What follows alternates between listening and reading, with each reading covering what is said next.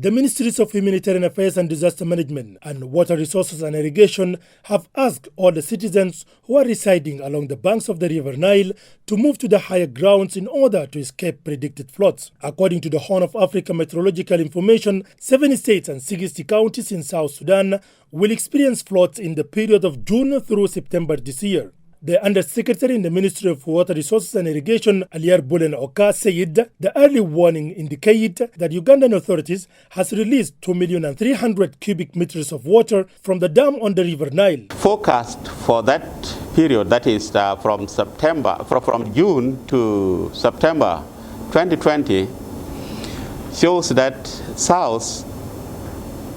southeast, east of central and northeastern parts of the country are expected to receive above normal rainfall, while these areas are likely the southern parts of South Sudan, it's Equatoria, eastern Equatoria, Jonglei,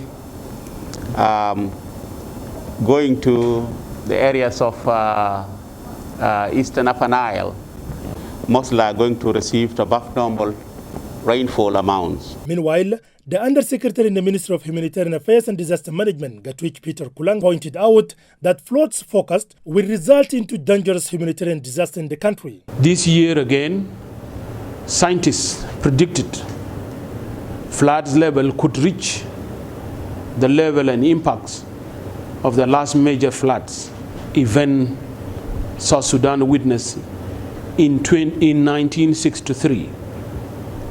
Therefore, we should not underestimate the consequential environmental and social economic impacts.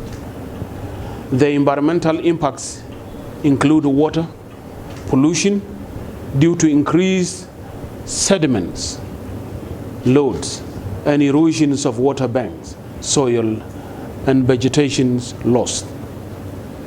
The social and economic impacts are very many, including loss of life and properties. The Minister of Water Resources and Irrigation, Manoa Peter Gatkwat, has reiterated the government commitment to protect lives and properties. What happened in 2019, there is a flood in the country and people suffer, they lose their property, their houses, and it damages our agriculture and livelihood of our people.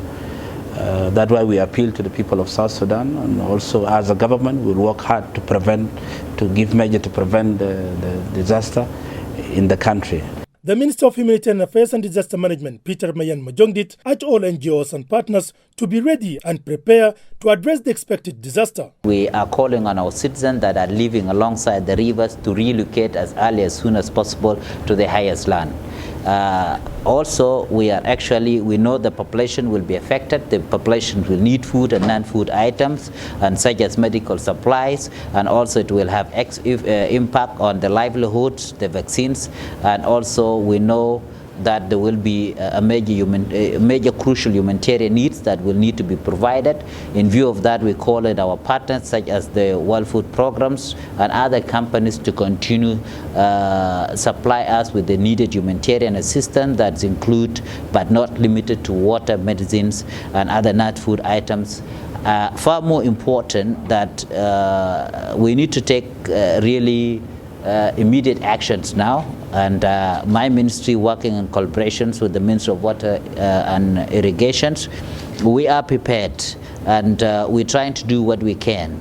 And in view of that, we are calling of the National High-Level Task Force to ease certain restrictions in COVID-19 in order to help us to be able to provide the needed humanitarian assistance and also to be able to prepare for the flooding that is expected in future. The joint press conference seeks to inform the public early on the predicted disasters. South Sudan witnessed floods that led President Salva Kiir Mayardit to declare a state of emergency in several parts of the country last year. Martin Justin Paul Kose, SSBC, Juba.